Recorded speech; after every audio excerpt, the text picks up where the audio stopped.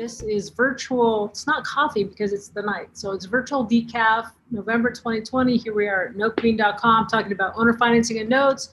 And my new favorite blend with my brand, which is the conversation around freedom versus slavery, after Thomas Paine's famous quote, "Give me, I prefer dangerous freedom over peaceful slavery."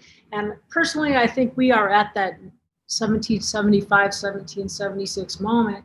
And it's our turn as people of this generation, before and after, this is our time. The very civilization defining things, decisions are being made right now, and we each get to decide which part are we going to play. And I think, Amy was bringing up just now, I don't know if you were on this call when she was saying so, but it's so polarizing right now. And to me, what's more important than exactly what you believe, which candidate you support, I think the most important thing is how do we personally stand for what we believe, do something proactive about it, and try, like the Dickens, to pray for the other side, because every side right now thinks the other side is completely delusional. And so how do we approach praying? For me, then guess what? The biggest vibrational reality is the prayer, the love, the hope, the vision for prosperity for all. So in the end, love wins, God wins, whatever you want to say. So to me, just take everything I do with a grain of salt. I do. I kind of laugh at myself all the time, but we're all doing the best we can. So I really love and appreciate. I've had some very positive feedback on the emails and the links that I send out. I've had some very negative feedback. And with a little correspondence, we're like, hey, you know what? We actually want the same things. We just think that there's different ways to get there. And we can get to a point if we don't have to make each other into the enemy. I think that is part of the overall agenda, is to pitch us against each other, which is not what I want.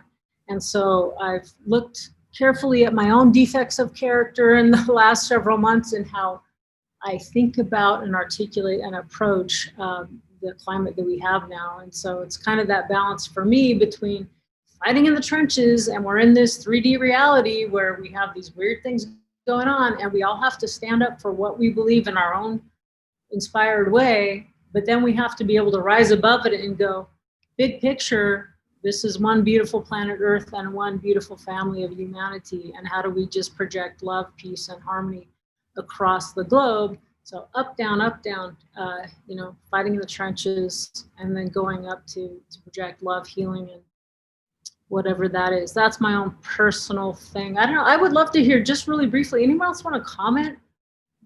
Maybe just tag on that before we dig into something more. Yes. How are you dealing? How are you out there? How are you dealing with what you're seeing and what we're living through right now? One of the things that I've noticed is that if you separate Donald Trump from the policies and try to understand people because of their belief in the policies, they may believe in a border wall, they may believe in lower taxes, whatever it is. But if you separate it from the messenger, then you can have a good conversation.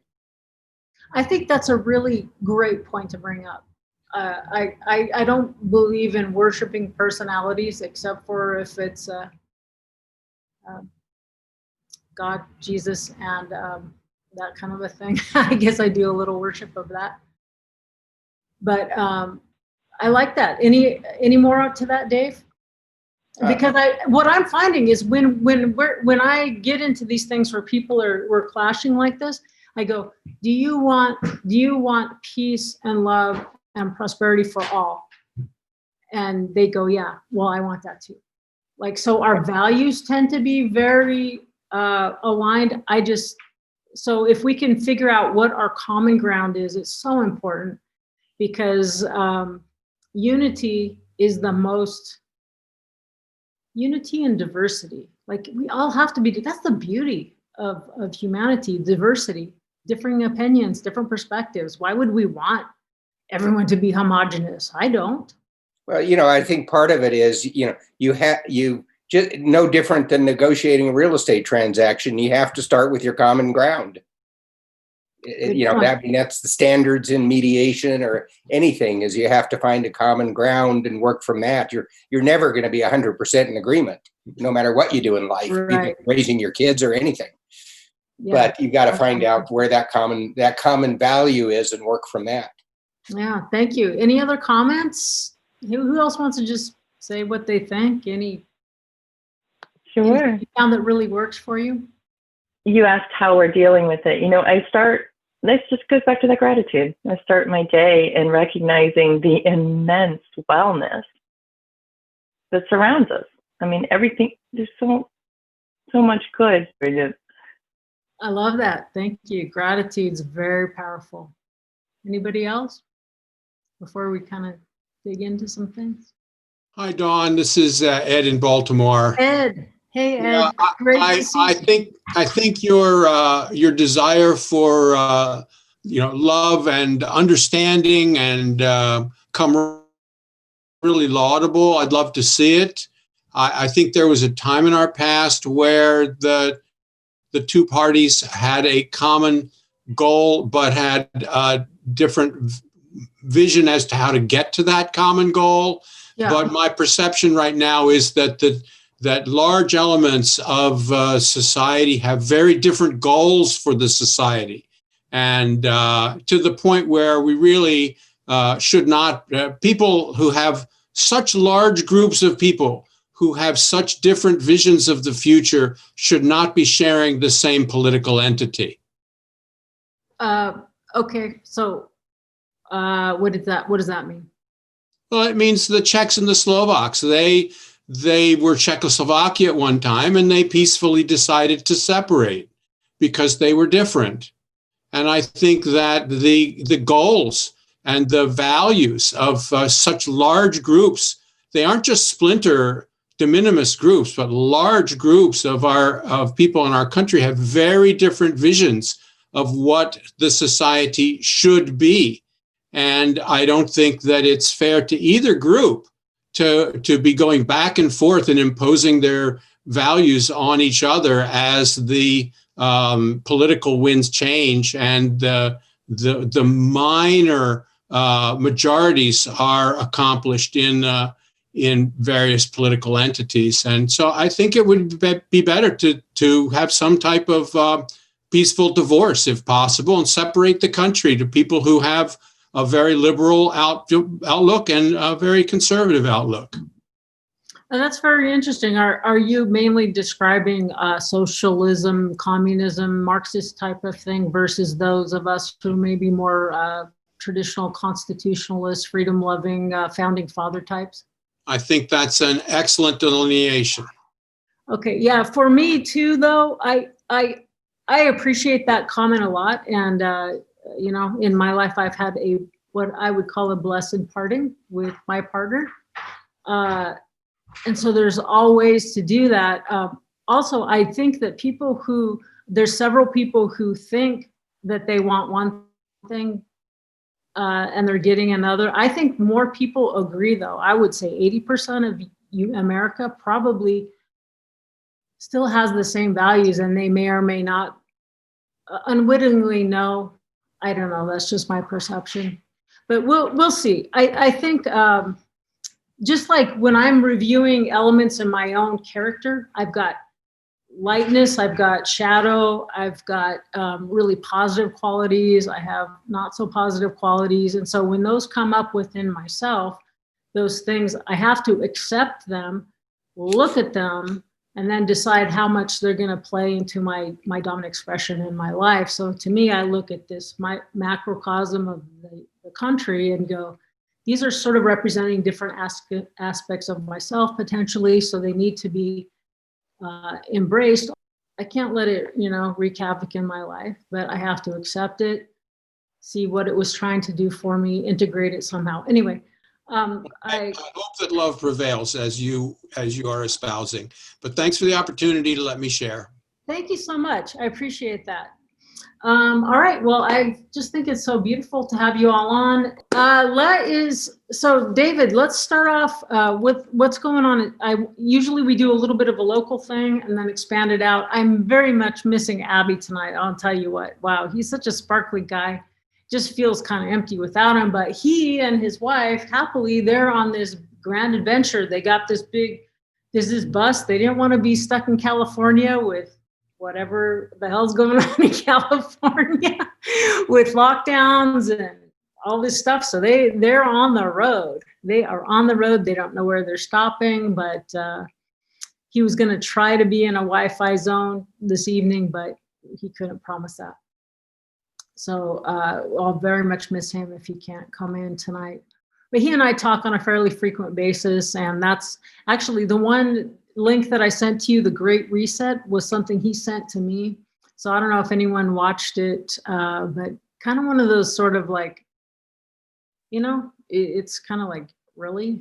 But to me, it's like the things that were in the realm of conspiracy theory and science fiction, they're not even trying to hide it anymore.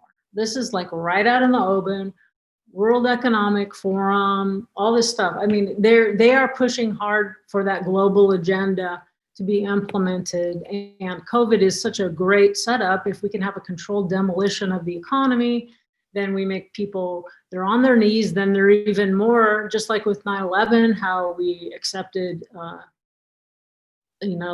it the Patriot Act that took away most of our freedoms in exchange for a little more safety? To me, this is just another expansion of that concept, problem, reaction, solution. We create the problem, anyway. You have the reaction, now you need us, now we're gonna expand, and they're not even trying to hide what their agenda is.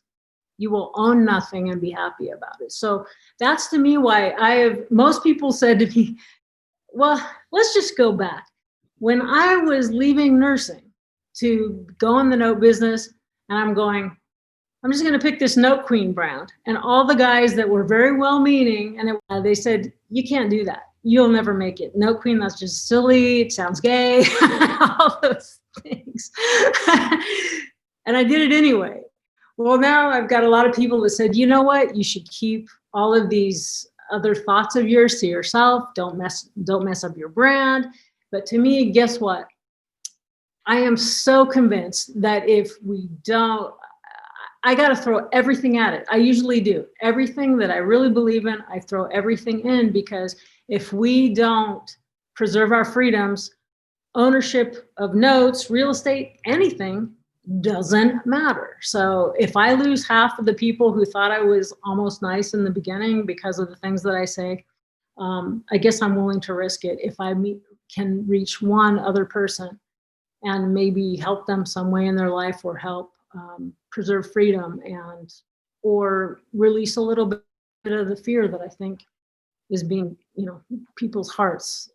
What is it? The Bible somewhere, and because I grew up Mormon, the Bible somewhere says like something like men's hearts will run cold, or the blood will run cold, or something like that. I don't know. So there's a lot of people very affected, and what they do is based on fear of the virus or fear of something, and I feel sad about that. But anyway, Dave, let's go on. Let's get what's going on in. Megan's gonna be sad. Is Megan here yet? Because she always likes hearing what Dave has to say. Oh, no, Megan. I don't see her. Yeah, not yet. Okay. So all right. Well, let's go anyway, Dave, because I want to hear the local thing, and I'll just put my part too, and hopefully Megan will be on a second. Well, so what's going on, as is typical, we're still a seasonal town. Things have slowed down a bit. It's interesting. The interesting thing is going to be, have we reached a whole new level of pricing here and most parts of California, Nevada, all sorts of places? Is that going to hold? How many tech jobs are going to be permanently from home? How many of those people are going to be called in back to work? Mm-hmm. I think we're in a totally unknown cycle at the moment.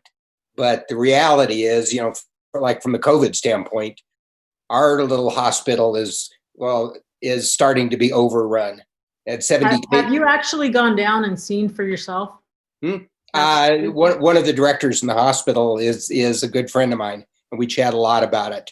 You know, we got one person on a ventilator. We've flown, two have had to be airlifted to Renown, and they're already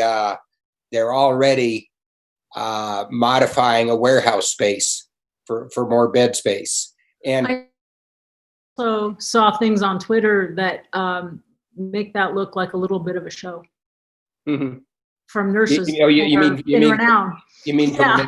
Yeah, well, I know they were lining up garage space. And, you know, fortunately, a lot of the hospitals, you know, just like in New York City, they brought in the hospital ships, and it turns out they didn't need them, fortunately. Right. And yet you look at El Paso, Texas, and how devastated they are. And so, you know, it's definitely having an impact. And of course, the people that are becoming seriously ill or dying are younger now, simply because the older people are staying home. Huh. Okay. You know, yeah. I mean, I pretty much don't go anywhere, and you know, it's just plain safer. So I think you have this environment of one lady in our office, in the real estate office, and her husband both got it. He's on a kidney transplant list and extremely fragile physically. They both got it, and it knocked her out for 3 weeks. Gotcha. So it's hitting everybody differently, and so nobody really knows. And of course, you know, now we're going to have the vaccines come out for those that are willing to take it, and so on. And it's just going to run through interesting cycles, and each individual in this group is going to act a little bit differently, or lives in a little different circumstances. You've got kids at home, you don't have kids at home, whatever, and it's going to shape your behavior. But the most important thing is, are the ski lifts open? Oh, they are making snow so fast. One of my tenants is a snowmaker, and every day he posts early in the morning. He posts a picture of his snow guns, and he keeps calling it the view from my office. Oh, that's great. But interestingly, just, you know, how did the ski areas deal with it? What Vail Corporation has done, and this runs across every resort they have, which is 20 or so, biggest outfit in the world. It's by reservation only to go skiing. You can't drive up and buy a lift ticket. Interesting. Yeah. They're limiting the number of people on the mountain. They're not seating people side by side on chairlifts. They're requiring masks. There's no indoor eating, you know, they just all take out. And, you know, they're just taking that approach to it company wide. And yet here in town, we have two hardware stores a block apart. One of them, they could care less if you wear a mask. The other one, you're not getting by the front door.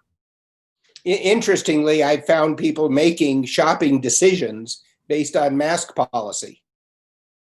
I'm going there because they respect it. I'm going here because nobody's going to tell me what I have to wear. And I think that's really good. To me, the principle of freedom is the most important. So if you really feel like you need to lock down, you feel like you need to wear a mask, great. But I don't think the other people who don't feel like that's in their best interest, me included, should be forced. I think people should be trusted to make the decisions for themselves. When you have something, if you have a plague that's so deadly that you have to use all this force and manipulation and propaganda, something's not actually right. So, but anyway, I really like that concept. The other thing I heard, Dave, and did you hear this? With the whole Newsom Thanksgiving limitations, the sheriffs in Southlake said, we're not responding to any calls or any 911s. No one turning in their neighbors for having a big gathering. Have you heard anything about that? Well, we've run into that same thing about vacation rentals. Groups would show up with 20 or 30 people, in a neighborhood. Oh, right. And, so now what do you get? Neighbors don't want to rat on their neighbors. And the sheriff really doesn't want to get involved showing up at a party with a gun. So it's just this balance again. And, El Dorado County that I'm in is politically very conservative. And, our sheriff is the first one to pick and choose what laws he'll consider enforcing, and he makes a big show of it. Yeah, and thank God. And yet, the sheriff's need to answer to the people instead of to the mayor or something like that. But I'm sure, each city, because of its political leaning or whatever, I'm sure San Francisco's dealing with it differently and so on. And, that's just how we're structured as a society. And somehow we all, the sun comes up the next morning and we all survive. Yeah, I like that. Okay. So Dave, what happened with that one deal? You finish doing that substitution of collateral? I thought that was interesting that you brought up to me. Okay, here's the deal. Is I sold a property a couple of years ago with 60% cash down payment and I 1031'd that 60%, and I carried back an installment sale on the other. The deal 40%. that you and I we got to know each other over. Yeah, because you said, "Hey, I need a." The variable amortization. Yeah.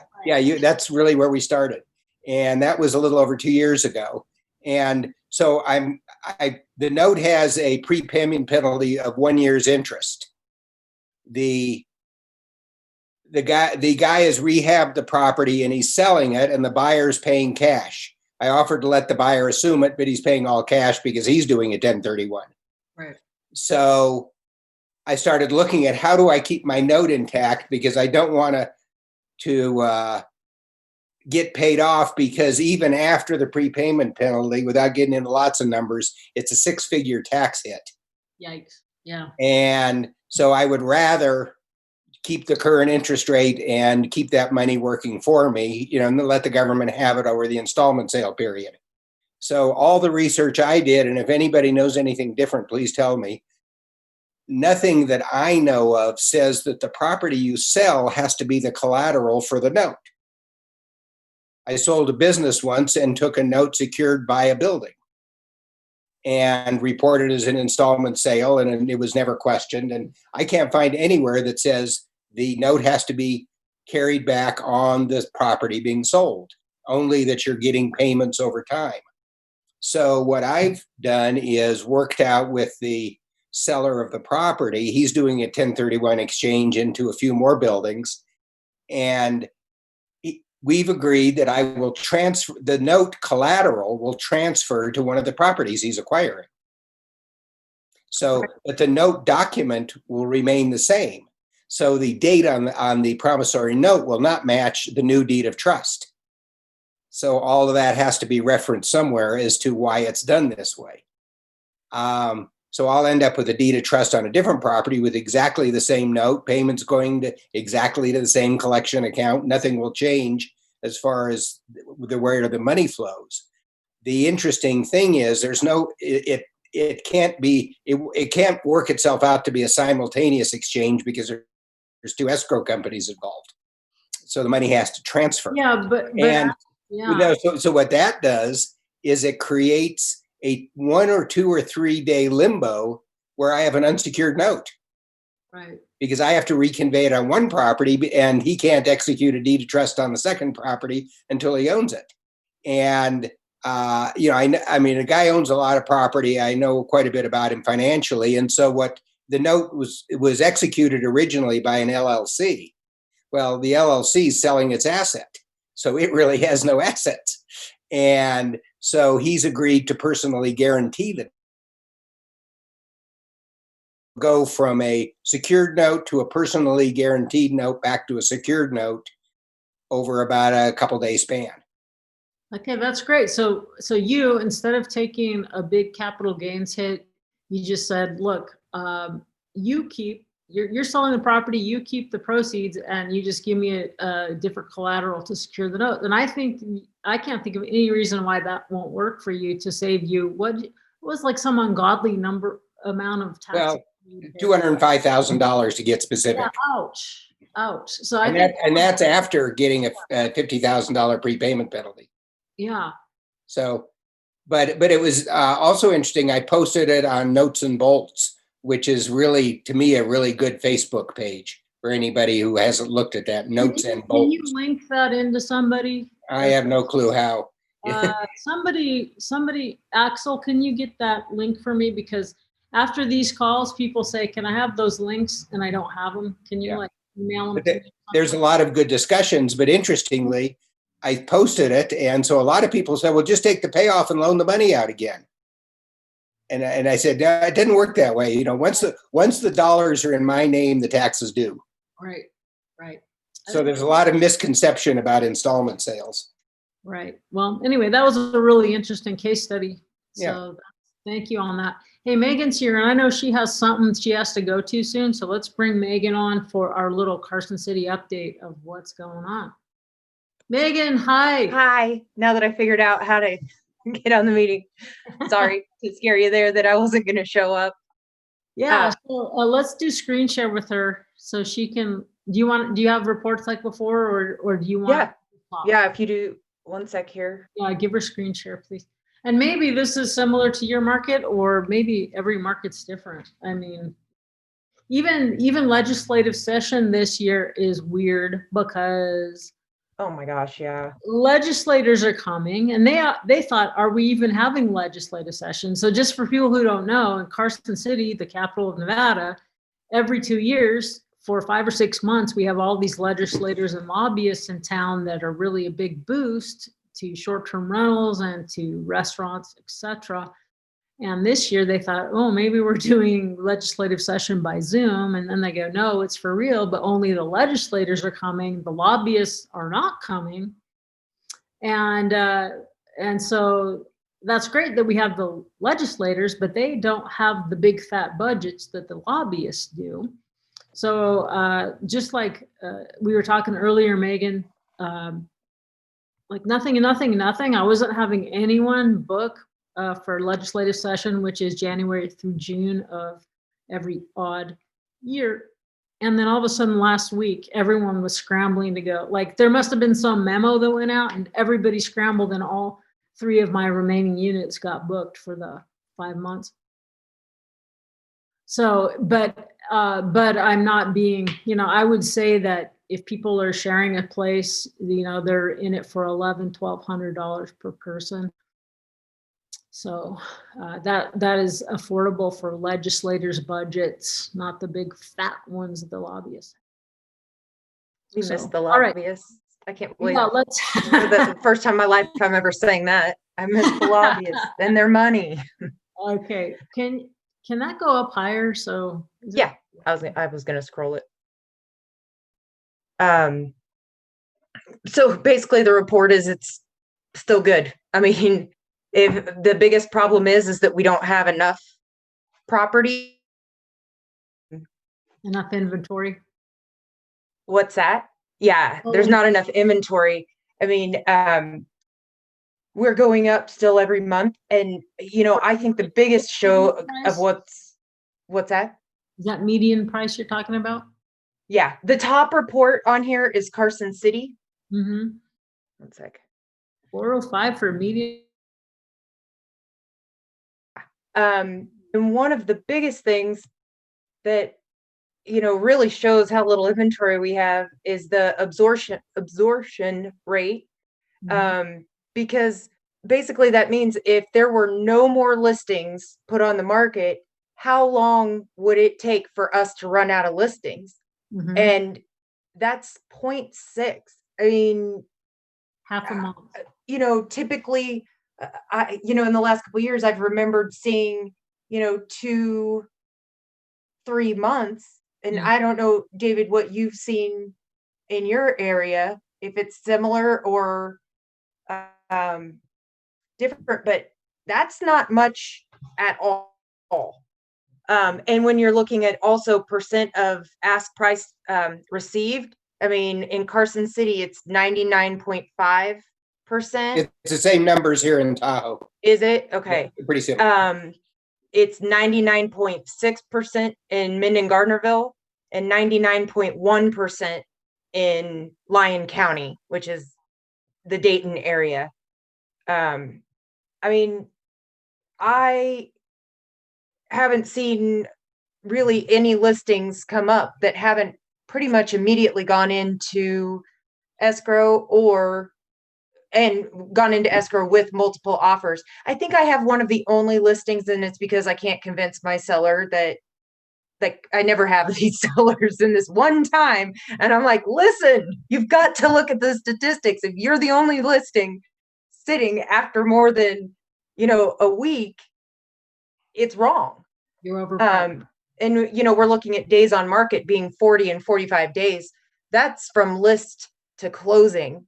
And when you're looking at, needing about 40, 45 days to close because our appraisers are so backed up that we can't even get them out, that's fast that everything is closing. I know I've even had some listings recently. It's better now. We had where appraisers were scheduling after the close date contract because they had no availability. And it has a lot, it's makes it even more important to be using local lenders who have the ability to utilize more area appraisers. Right. Because if you're using the big banks or, like a credit union in another state, and they don't have the ability to utilize a lot of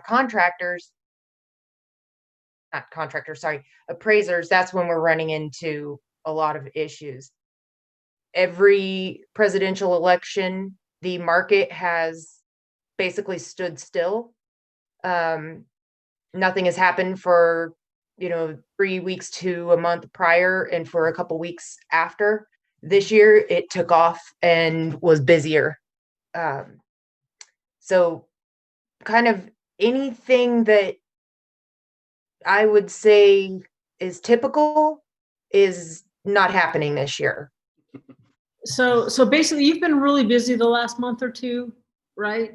And is that with listings and sales, or mainly? Yeah, it's kind of funny because, there's a gap in the market, basically March, April, May, and then June, sellers started showing up and buyers, and I had an absolute overload of closings in July and August.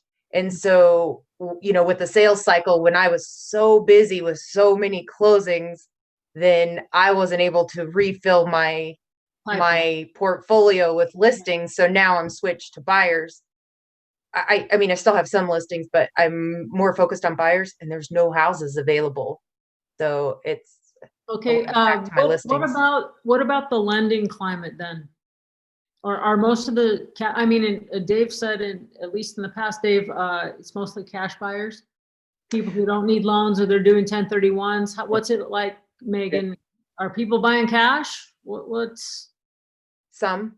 I'm seeing a lot more conventional. 20% down then? Yeah, mostly 20% down. There's been some cash. I just recently listed a property in Sparks, and it was kind of strange because I had 4 offers on it, and they were all FHA. And that was like the first time I've seen an FHA loan practically all year.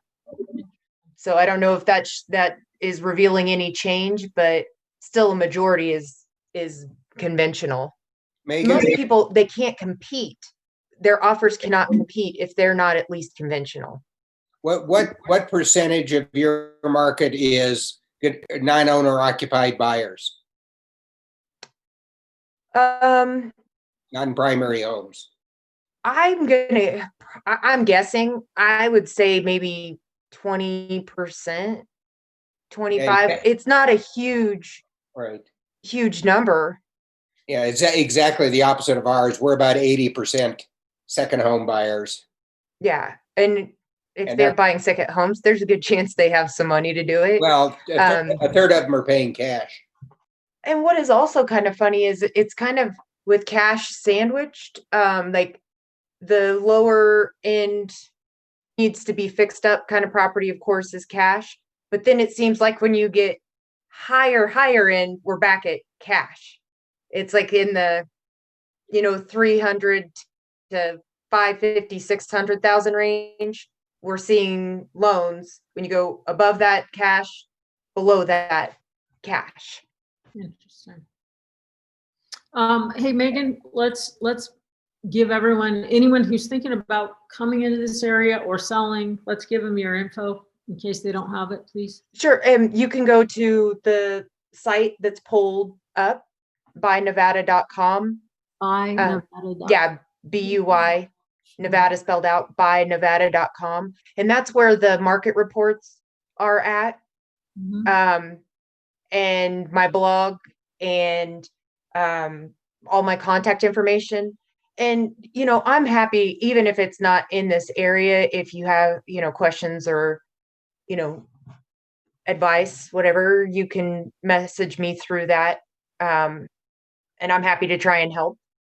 What I like about you, Megan, is that you're an agent, you're a business owner, broker, you've run a property management, you also are an investor, buy and holds, flips. And so there's really no one, to me, that it's hard for anyone to compare to you in terms of your perspective and your personality. Thank you.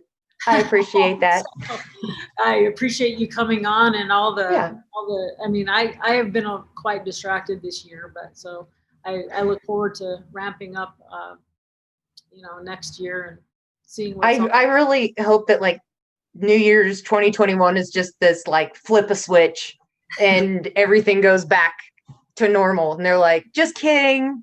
Just kidding. You've been punked. Yeah. So, hey, Dawn. Yeah. I would be curious if there's anyone in the group that can report on how it's going in places of the Midwest, you know, Indiana, Ohio, non West Coast influenced markets. In other words, what's going on in Middle America? Okay, that's a great question. And actually, Mary Kay, you're on here, right? You asked me when you saw me on the street today, what about those guys in the Midwest, Pat? And I go, well, Dave can speak to that because Dave's involved. So you probably know something. You can speak to what they're doing because you're helping them. Well, interestingly, there's a report that just came out and I forget the numbers, but it was talking about a period of time where California prices went up of like 109%, and Cincinnati prices in the same period went up 1.1%. And at least a little I know about rural Missouri is, you know, that you can't buy there for appreciation. You have to buy where you can add value. Because in other words, your profit is made when you buy it. You buy it under market and bring it up to value, as opposed to buying it and just sitting and waiting for it to go up 5 or 10% a year, because it's not happening there. So and Dawn, if you would like a report from the Midwest on the next call, of course, I'm from Kansas, and my family's all in Megan, business there, so I'd be happy to bring in a report. What did you say? I'm not Kansas anymore. I am not. It is very different. Let me tell you, when I first moved here, I was used to $200,000 houses, and I was at the lake, and it was $1 million, $2 million houses. That was a big change. Right. So there's you know, for the thing that I do, which is the creative side, when the regular thing, cash or cash to new loan, isn't working, the owner financing thing really isn't relevant so much right now in this little niche of a market. So our area is Carson City, Reno, Sparks area. This is just like a thing today. And I even forgot that I kind of did this deal. This was probably 3 years ago. It was a house in Sparks. She didn't want to sell it. This lady that lived in just two houses on a lot. And she was like 24 hours, within 24 hours, she was going to lose her house to BK trustee sale. And $5,800 would save her house. But I met with her and this other wholesaler that brought the deal to me, and she didn't want to move. She needed a place to live. And we looked and like, I can't make her a loan. Okay, number one, I'm not a loan originator, right? I'm not licensed to do that. Number two, she couldn't afford any more debt service than she had, but it only took $5,800 to save her home. And so what I did was I took $5,800 out of my self-directed 401k, and I paid off the BK trustee, and I said I have the option to buy. Anyway, I just said I'll take an option to buy your property for XYZ dollars, which would be, you know, equivalent to kind of the bottom of the market, just in case. And I said, but you can live, as long as you live there, I'll never exercise the option to buy the property. But if you ever decide to sell it or you move, then we can talk. And so $5,800 3 years ago. And then I got a call, and then people thought there was somebody else that came along, like a hard money lender that loaned her another 15 grand on top of what I had already done. And I go, oh, you're licensed? You know, she can't afford it. You know, she's going to lose it to foreclosure with you. No. You know, you're the one that's trying to screw her. You're trying to steal all her equity. I said, no, I'm not. I just saved her house without adding to her debt service. But anyway, long story short, I get from escrow today, you know, please sign this. They said, you know, she's selling the property. And I probably have it for $250. My option agreement's for $250, and she's probably selling it for $400, $450. So it looks like, whoa, I could make a lot, $100,000, $200,000 there. I said, no, all I want. So for an option is just like I've heard it described, is what I did. It's just a cloud on title. It's just a cloud on title. They said, are you going to release the title? And I said, yeah, just give me 10 grand back. I got my 5,800 back, and I get a fair, you know, so I turned 5,800 into 10,000. I didn't steal all her equity, but I was in a control position to be able to just say, you know, I'll just make me go away for 10 grand. I'll go away for 10 grand. I'm really glad she saved her house. I'm glad she's selling at the top of the market. So so that's an example, and I was just going to show you how I put that. Can you guys see my calculator? Hello? Yes. Okay. Yeah. So then I put out 5,800, and let's just say that was about 3 years ago. So 36 in N, and future value, which is the balloon that I'm getting now, 10,000. And I always put these two right numbers in negative. Did I get any monthly payments for the last 36 months? Did I get anything monthly? No. No. So we got to put that there. So let's just see what I did for my little 401k. Okay, 18%, not bad. I did a good thing, and I turned 5,800 into 10,000, and that worked out a win-win for everybody. So I just thought that, you know, I even forgot I did this deal, and then out of the blue, it's going, oh, yay, I get 10,000 back in my account. That's good timing. I like that. So anyway, I was just going to, you know, I like to insert a little bit of real life calculator stuff. Does anyone else have a calculator thing? Because time always goes so fast. Does anyone have like a deal they want to talk about, a note, a scenario? I could talk about the one that Abby and I just closed, or someone else can talk about their deal. So who's out there? Anyone care about talking about their deal? Dawn. Hmm? Can you hear me? Sort of. Who is this? This is Monroe Lloyd. Monroe, where are you? You had asked a question. Yeah. I'm from Hot Springs, Arkansas, and you were asking a question about how is it in the Midwest, and Okay, somebody said Indiana, Ohio, that sort of thing. So I'm a little bit south of that, but right. in sort of a resort town surrounded by 3 lakes. Mm-hmm. And the market here is absolutely on fire. Hmm. We've seen property values, anything in the 50 to 200 range is up 75 to 100%.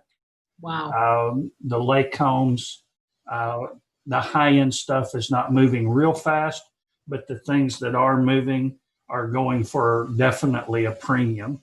And I'm seeing the same things that was described earlier. Anything over $1 million and anything in that 100,000 or less is cash.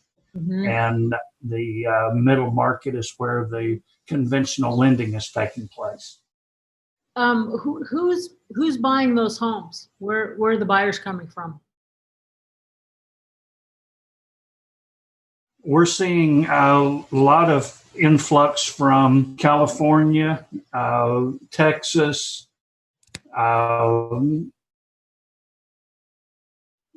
Most of it is there's a few from the East Coast, but most of it is California and Texans moving to Arkansas. Interesting. So- Everybody's moving out of California. Dave, what are you doing over there? Hey, if they all move, the freeways will be easier to drive on. Yeah, but I've got a question, and this applies to any market that's been Yes, sir. how much of this appreciation do you think is being driven by artificially low interest rates? And what will happen when those rates start going up? Are the prices going to come down? Or the market's going to die?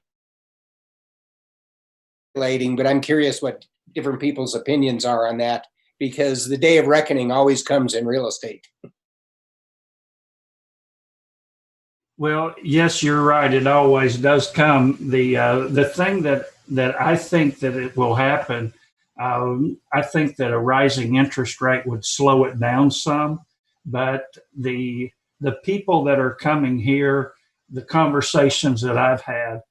By the way, I'm a licensed general contractor also, as well as a note buyer and investor. So the people that I'm talking to that are coming here, paying cash for the high-end homes, are literally fleeing larger cities just simply for the small hometown kind of atmosphere, saying, hey, we want away from the potential of civil unrest and those sorts of things. We feel safer in a smaller community, smaller environment. And I, depending on the political climate and the job market, when, if we ever get out from under a blanket of COVID, some of these people may go back to places where they came from, and keep these as second homes, because we have a lot of people here that have made the comment, well, we can sell our home in California and come here and buy 3 homes and still have money left over. So they're sometimes buying 2 homes and turning one into Airbnb or vacation rental stuff that seems to stay full. It's an incredible time in the market. It's nothing that I've ever seen before, with just the explosion of growth and the explosion of prices. So it remains to be seen. Thank you. Yeah, great insight. Thank you, Monroe. That's fantastic insight. Does anyone else want to share what's going on in their part of the market, or any specific questions that they have that the group can help answer?